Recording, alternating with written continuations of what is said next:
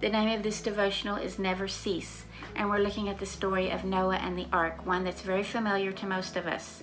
There's a verse in chapter 7 that says, "As long as the earth endures, seed time and harvest, cold and heat, summer and winter, day and night will never cease." And this is what God tells Noah and his family after the flood. But let's back up to the story again in chapter 7.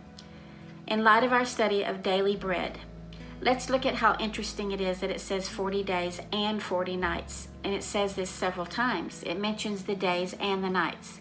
If we're going on vacation, we don't say, "I'm going to go on vacation in a week. It'll be 7 days and 7 nights." Nobody talks like that. And yet the Bible mentions the nights in conjunction with the days over and over again.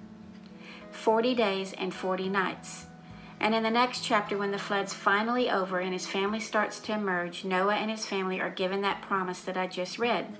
So let's look at those promises. First of all, seed time and harvest, indicating that whatever we plant, there's always a reaping, a harvest, a growth, a provision.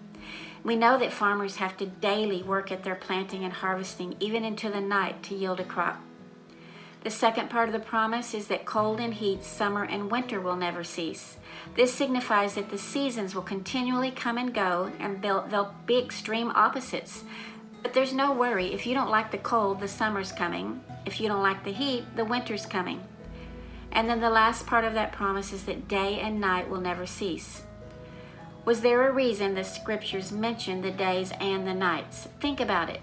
Daytime is when the light is up. We can see to move forward, and everything seems great in the light, right? And in the dark is when fears and illnesses seem to be the worst, and darkness is scary, but we know that daylight is coming.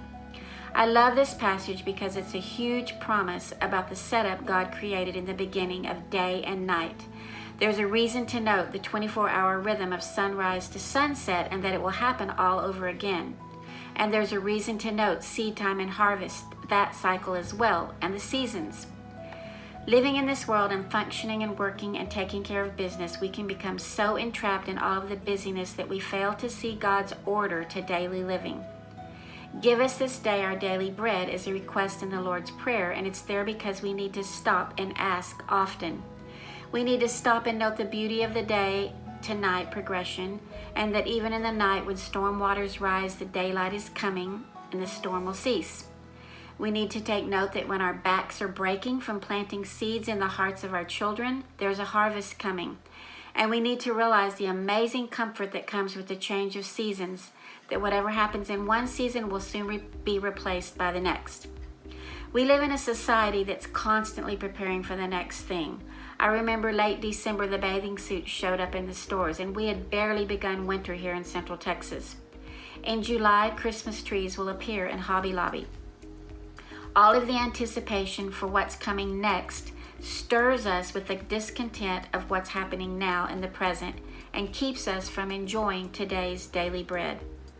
Knowing that the seasons, the 24-hour cycle, and the planting and harvesting take place, and noting that God's promise settles our soul, this enables us to chew a little longer on today's bread, unworried about tomorrow. Daily bread is a thing to pray for, relish, give thanks for, and know that it's there every day and night when the light is strong and when the darkness crowds. It's enough to sustain.